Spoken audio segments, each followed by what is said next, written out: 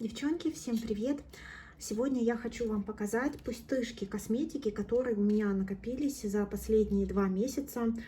Что-то я не снимала, пропустила 2 отчета и думаю, что уже хватит все это копить. Давайте смотреть, и я уже буду выбрасывать.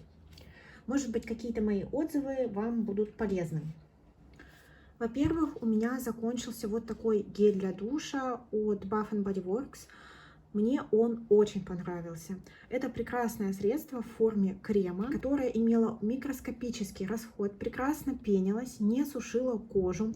Это средство для мытья с гиалуроновой кислотой, которая увлажняла и имела в своем составе кучу масел. В общем, не знаю, мне очень нравится продукция Bath Body Works. Конечно, запахи — это такая вещь индивидуальная, но конкретно вот этот вот запах, он был очень безумно приятный, легкий, ненавязчивый, тонкий аромат. В общем, я была просто в восторге, когда им пользовалась в душе, и это, конечно, очень приятная была вещица. И я всем рекомендую такого формата средства от Bath Body Works. Кажется, что это фигня, и всего 300 мл. На самом деле, из-за своей кремовой плотной текстуры надо этого средства совсем чуть-чуть, и оно прекрасно мылится. За эти 2 месяца я израсходовала всего 1 листовую маску, и это больше информация для девчонок, кто живет в Турции. Вот это вот марка, которая продается у нас в магазинах рядом с домом, там типа, я даже не помню, где я покупала, по-моему, в Биме, не берите.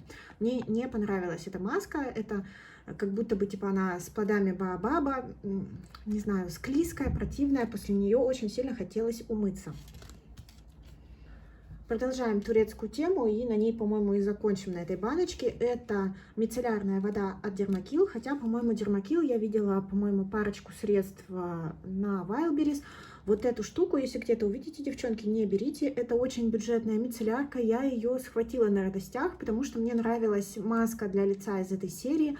Потом я ее, после того, как купила, вспомнила, что уже ее брала, и она мне уже не нравилась. И действительно, второй флакон я закончила, и подтверждаю, что теперь уж я точно запомню, что брать ее не надо. Она просто не очень приятно ощущается, когда смывает макияж, то есть она неприятная на глазах. Я не могу это объяснить, как будто она немножко подсушивает, как будто она немножко... глаза после нее немножко печет. В общем, это не то средство, которым нужно себя истязать. Я закончила ее, снимая сводчи, и никому не рекомендую. Закончился у меня вот такой бальзам для снятия макияжа от Sephora. Все, ничего здесь нет. Я постоянно пользуюсь бальзамами для снятия макияжа. Мне нравится такой формат средств для умывания. Единственное, что глаза я не очень люблю ими тереть. И вот, к сожалению, вот этот продукт от Sephora мне не очень подошел. Мне не понравилось, что у него немножко такая вязкая, тугая консистенция. Потому что есть бальзамы, которые прям тают на лице. А есть бальзамы, которые такие тянут, ну как, не то чтобы тянущие, а которые немножко как вакса на лице. Вот этот вот такой. Мне не очень нравилось им пользоваться. В процессе использования мне не нравилась отдушка. Точнее, тут даже как будто проблема в том, что этой отдушки нет. И из-за этого какой-то вот присутствует аромат, вот именно масла. Ну, не подсолнечного, в общем, короче, мне не понравилось. Средство было в применении неприятное, хотя оно очень хорошо снимало косметику, но вот просто мне чисто по тактильным ощущениям не подошло. Это чисто индивидуально. В принципе, снимает оно косметику хорошо. После него, естественно, нужно умываться обычной пенкой. Так что тут чисто вопрос предпочтений. Я больше его повторять, скорее всего, не буду. К сожалению, оно, в принципе, очень бюджетное, и я надеялась, я на него очень много надежд возлагала, что это теперь будет моим основным средством для умывания. Я не буду ничего искать, я просто буду его покупать, покупать и покупать. Далее у меня закончилась пенка от Fruity, и мне нравится бренд Fruity, мне нравится их уход. Он, в принципе, такой, знаете, середнячок. То есть это неплохой уход именно в плане очищения. То есть всякие маски, пилинги, пенки, тоники от Fruity, мне кажется, это вполне себе ничего. Кремы, конечно, тут уже под вопросом, потому что насколько они подходят для кожи 35+, мне кажется, все-таки они недостаточно питательные, но очищающими средствами от Фруди я довольна. И у меня вот это была пенка с блюбери, что это? Короче, была пенка с блюбери. Она продается и в России, я думаю, много где продается.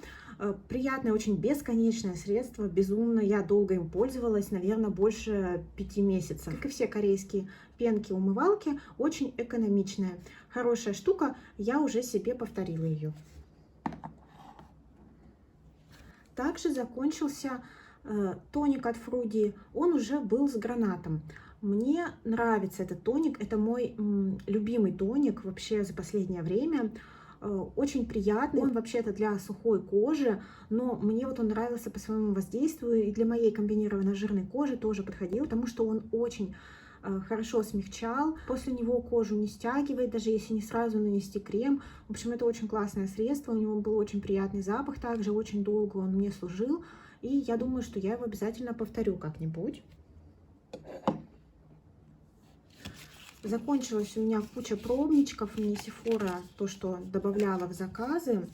Давайте, наверное, сначала я в целом выскажусь про бренд Drunk Elephant. У меня до этого ничего не было из полноразмерных средств от Drunk Elephant, поэтому я ничего не буду категорично говорить, но, как видите, 4 средства у меня было в пробниках, 2 крема, серум и крем для глаз. 2 крема мне вообще не подошли. У меня это был крем Lala Retro и Протини полипептид крем. Вот, по-моему, крем с пептидами я еще нормально восприняла, а вот этот вот крем мне вообще не подошел. Не знаю. И потом вот у меня, получается, был серум, который, в принципе, мне нравился, ну, потому что я люблю всякие такие серумы. Он был не маслянистый, а такой достаточно приятный. Ну, и крем для глаз, просто обычный крем для глаз, ничего сверхъестественного. Поэтому, ну, не знаю. Я вот, знаете, вот как бывает, вот после пробников что-то хочется взять, что-то нет. Вот почему-то средства от Drunk Elephant, несмотря на то, что они вообще-то не дешевые, предполагается, что, наверное, какие-то действенные, почему-то мне ничего от них не захотелось. Девчонки, напишите, если вы что-то пробуете, может быть, у вас есть что-то в любимчиках. У меня, знаете, как слепая зона с этой маркой. Я вроде и пробую что-то от них, и все равно ничего не понимаю. Что еще у меня закончилось? В пробнике был крем для глаз от Sephora. Нормальный крем. Вот абсолютно нормальный крем. Хватило этой сашетки 2 мл аж на неделю. Неплохой крем. У меня не проблемная зона под глазами. У меня, если есть морщины, то я их не вижу. И там ничего никогда не сохнет. Поэтому просто как ежедневный увлажняющий крем, мне вот этот вот крем от Sephora зашел неплохо. Почему бы и нет? Единственное, конечно, ну, все-таки после 35, наверное, уже нужны какие-то более действенные средства. А вот это, ну, оно неплохое, но уже, наверное, мне не по возрасту, но без нареканий вообще. И еще один пробничек того, что мне очень понравилось. Это марка Биома. И вот такой был гель-крем от них увлажняющий. Я вообще люблю такие форматы кремов, которые именно как гель. Они, как правило, очень увлажняющие, они освежающие. И если это хорошее качество, то они еще и питательные. Вот этот крем мне очень понравился. Я довольна, и я буду знать, что могу этой марке доверять. И, может быть, на Черную пятницу, когда буду покупать запас уходовых средств, я его себе прикуплю. Что у меня еще закончилось из ухода? У меня закончился гель как раз-таки с женьшенем от Origins. Вообще марка Origins в этом году для меня стала открытием. Это, насколько я знаю, корейский производитель. Мне очень понравился этот гель. Освежающий, увлажняющий, после него лицо не жирнится. Он с витамином С, и он пах цитрусом, и он пощипывал мне. То есть моя кожа так к нему и не привыкла, он мог в каких-то местах легко пощипывать после нанесения. Мне, тем не менее, очень он понравился. В качестве дневного крема мне очень уж он зашел. Вот. Поэтому довольна я, и при возможности я повторю покупку обязательно. Еще у меня закончился вот такой лак от Essie. Все, после отчета по Project Pen хватило его на 3 маникюра, и он подошел к концу. Его уже больше не выковыришь. В принципе, был неплохой оттенок. Это Ladylike. И качество лаков от Essie, оно очень зависит от цвета, часто так бывает, да, у многих марок. Конкретно вот этот вот цвет был неплохой, поэтому закончился, потому что он был очень уж старенький, я его добила, такой базовый цвет, ну зачем держать, все закончился и хорошо. И можно переходить к декоративке. За эти 2,5 месяца у меня накопилось несколько пустышек. Во-первых, у меня закончилось вот такое вот масло. Это турецкий производитель Mon Amour. Ничего в этом нету такого особенного в масле в этом. Но благодаря средствам я поняла, что мне очень нравится использовать подобные масла для губ в качестве праймеров. То есть я наношу его, потом наношу все этапы макияжа, и в конце уже, когда наношу помаду, у меня губы в прекрасном состоянии, я просто немножко их промакиваю, и любая помада носится и держится прекрасно. Вот это было такое проходное средство, но тем не менее оно мне очень понравилось, я закончила его за 1,5 месяца. Также у меня закончился консилер от Rare Beauty. Он мне безумно понравился. Я даже вытащила оттуда стопер. Все выгребла. У меня это был оттенок 150C. Он мне подходил идеально. И я буду обязательно повторять это средство. Скорее всего, также на распродажах. Я пользовалась им безумно долго. Здесь 7 мл, 7,5 мл. И у меня этот консилер был в косметичке полгода. Это очень много, потому что сейчас у меня, например, в использовании консилер от Clinique, в нем также 7 мл, но за счет того, что у него более кремовая текстура, более густая, он уходит быстрее. Вот этот консилер — это прекрасное вложение средств для тех, кто не любит 100-500 консилеров в коллекции. И даже у меня, у человека, у которого консилер очень быстро отлетает, у меня, наверное, консилеры — это одна из самых многочисленных по пустышкам категорий после тушей. Вот если смотреть на конец года, за год, обычно это так. В общем, мне очень понравилось это средство. Единственное, что иногда я замечала, что когда я его наносила, оно через какое-то время, через минут 15, начинало смотреться не очень. В таком случае я его промакивала спонжем или кистью, расправляла, и после этого он сидел идеально. Я не знаю, с чем это связано. Возможно, просто это было связано с тем, что в те разы, предположим, я наносила совсем незадолго до макияжа крем для глаз. Ну, тогда такое бывает, если кожа под глазами нормальная, просто крем не успевал впитываться. Ну, в общем, тем не менее, он вот конкретно, этот продукт мне подошел, я очень рада, обязательно повторю. Закончилась коричневая тушь от Golden Rose. Повторять не буду, не понравилась она мне. Из всего промежутка использования туши мне нравилось, как она работает в течение 2 недель. Все остальное время она была либо слишком густая, либо слишком жидкая и не добавляла вообще никакого эффекта на ресницы. Это вообще нужно еще поискать тушь, которая на мне будет так плохо работать. Обычно мне все подходит, я обычно в плане туши всеядная. Закончилась целая шайба вот такого вот геля для бровей. Марка Makeover. Здесь было 20 грамм продукта, и все. Я закончила. Мне это средство не очень нравилось, оно просто не держало брови.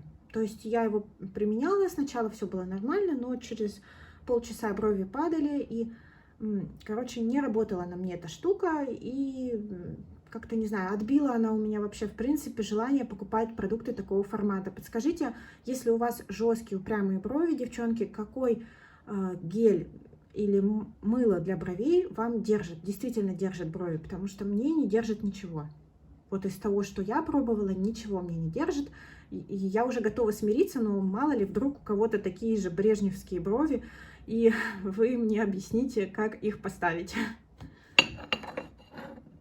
Также выкидываю подводку от BRM, она у меня в Project Pen, но сначала покажу ее в этом видео. Все, я ее считаю закончившейся. Во-первых, я ее, значит, вчера доставала, она уже практически не набирает продукт, это раз. И во-вторых, вчера она, ну, то есть вот она где-то комочки выплевывает, и она у меня вчера на глазу засохла, то есть вроде цвет нормальный, а засох этот цвет вот в такой зеленовато, какой-то кикиморный оттенок. Я была просто в шоке, если честно. То есть все, она уже испортилась. Цвет в засохшем состоянии стал вот такой вот, как на горлышке. Я считаю, что я этой подводке уделила максимум своего времени. Она отработала, она молодец. Все, теперь она уже достойна тому, чтобы пойти на покой. Ну и что еще у меня из пустышек добавилось?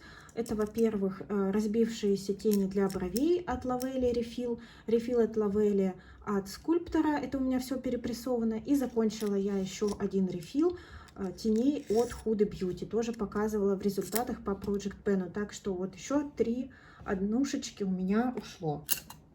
Вот так выглядят пустышки косметики за 2,5 месяца. Спасибо большое, девчонки, за просмотр. Всем отличного настроения, прекрасного самочувствия. Всем пока-пока!